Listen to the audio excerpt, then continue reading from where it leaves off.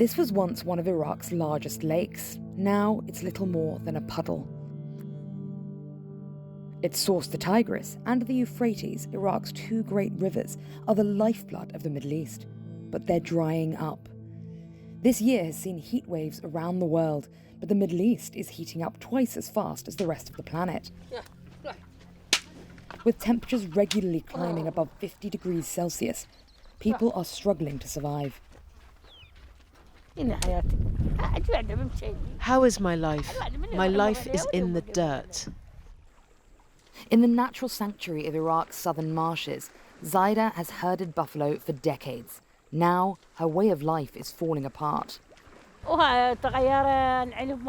There is no bush, no feed and no water. The situation has changed for us. The question is, do the buffalo eat or do I eat? Just in the last year, the water on these banks has receded by 2 meters. Everywhere we saw homes abandoned by desperate families who've left in search of water. What can I do? Cry here on my land? Today I cried enough.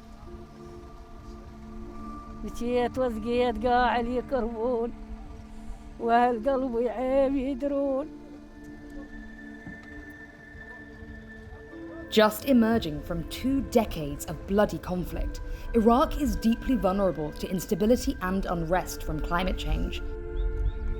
But with no functioning government for a year now, there's no support for those fighting for survival.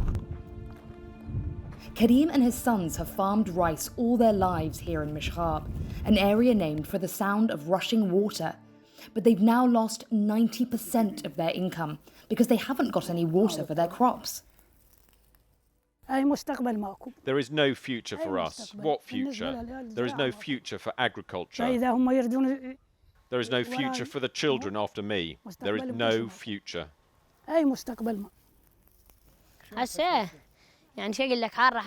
Now it's so hot, you can't even leave the house and walk around.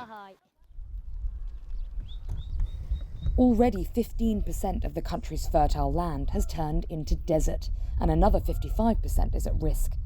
And that parched earth is driving another growing threat: dust storms. During the sandstorms, I feel suffocated.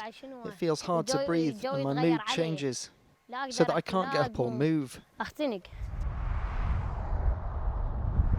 Dust storms whip up so quickly. We were just here filming and the latest one has hit. And these have always been a problem in Iraq, but when they used to come every month or so, this year the ground is now so dry, they're coming every week or more.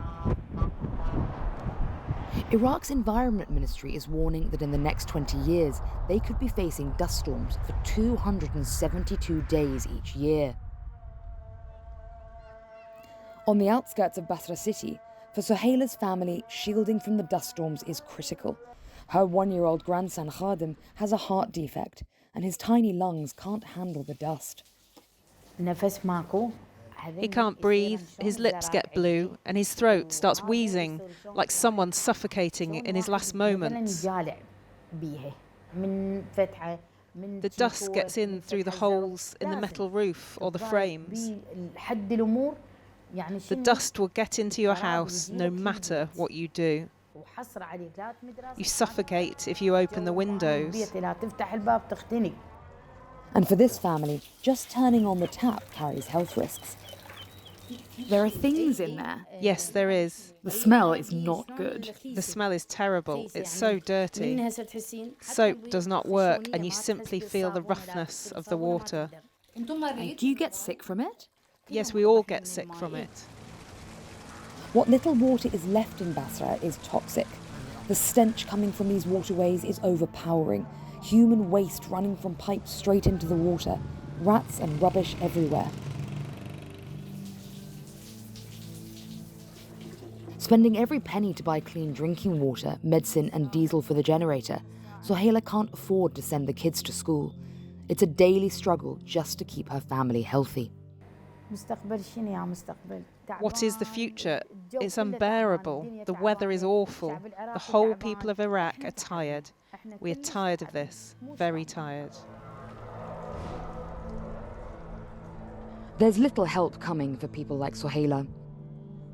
By the middle of this century, Iraq, the land between two rivers, could be the land of no rivers at all, leaving millions in jeopardy in a country where 2.5 million people already need food assistance. For many here, it's already too late, their lives and livelihoods devastated by our changing climate.